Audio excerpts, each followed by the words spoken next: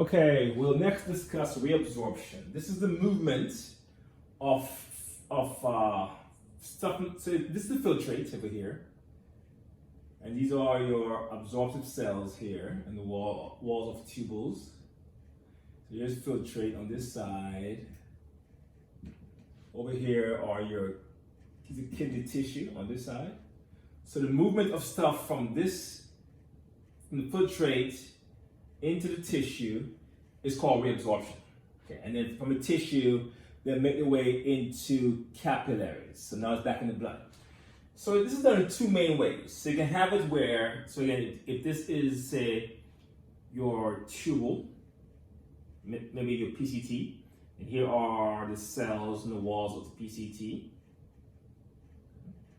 Sometimes things will leave from the filtrate, for example, water will leave the filtrate and go between the cells. Okay. So if you can diffuse between the cells that make up the walls of the tubules, that's called the paracellular route. Okay.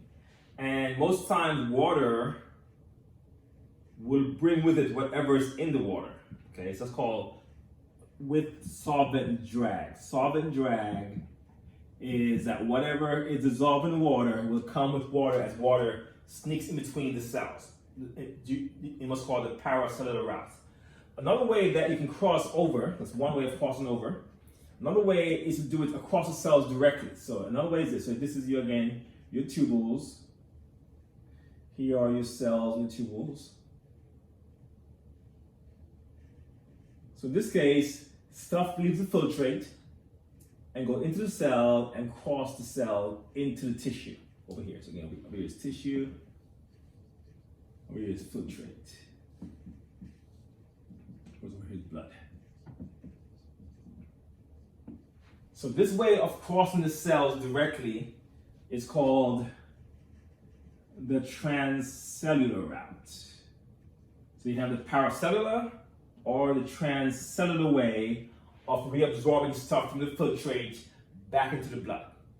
Now, the transcellular way relies a lot on sodium. So look at that more carefully.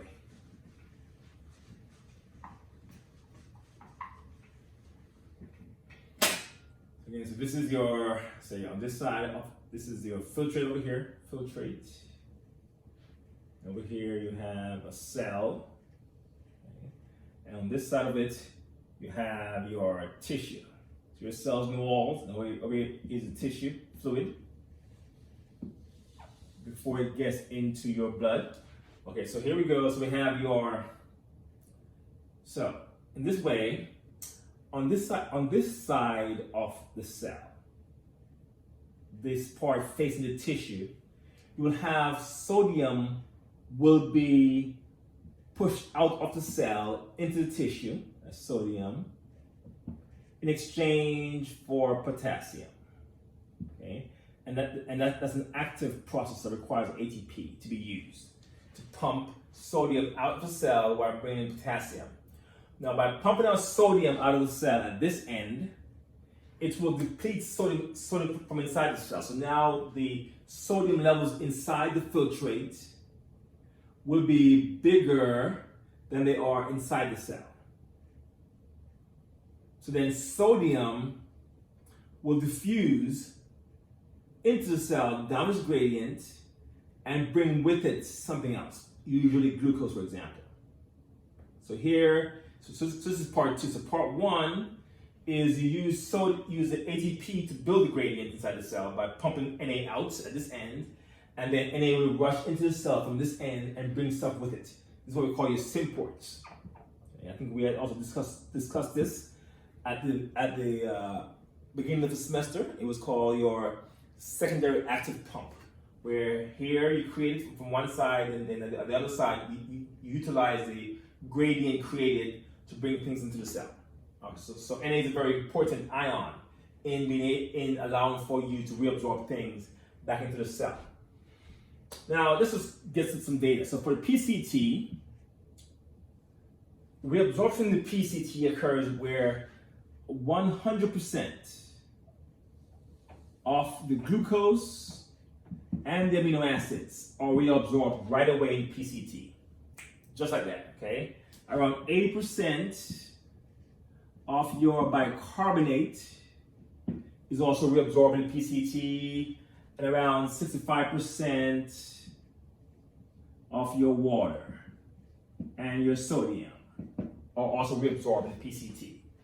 Now, of course, you also have to get over to your LOH in the loop of Henle. Right, remember the loop is like this. Like this.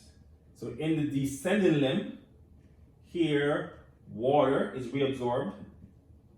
And in the ascending limb, this limb, your solutes are reabsorbed. So things, your sodium, your potassium, your chloride are reabsorbed in the ascending limb of loop of Henle, while your water and only water is reabsorbed in the descending limb of the LOH. And then we get to your collecting duct. So your DCT, this part relies on hormones to determine how much of whatever is being reabsorbed. So we have aldosterone here will work on the DCT to promote the reabsorption of sodium ions. And you also have your, what else do we have here? We have your aldosterone, AMP, refresh my mind here. So ADH, sorry, anti-diuretic hormone. You start parathyroid hormone affects calcium. It promotes the DCT to pull back in calcium. And then if you move down to your collecting duct, the same hormones are in play here. So again, aldosterone in the collecting duct leads to Na retention. Then your ADH leads to water retention. Okay, there's two hormones there. We also have a third hormone called AMP, atrial natriuretic peptide made by the right atrium, will inhibit Na reabsorption. Okay, so be aware for me then of what's occurring in PCT, LOH, DCT, and your ductal collection in terms of what's reabsorbed, how much, especially in the PCT, is reabsorbed in terms of percentages, and then what hormones act on the DCT and CD to affect different absorptions of different chemicals. Okay, so that's reabsorption. And then secretion. This one is primarily done by the PCT, used a lot to get rid of drugs out of the body, toxins. So in your secretion scenario, here again, here is the filtrate is here, and here are your cells in the walls of the filtrate of the tubules.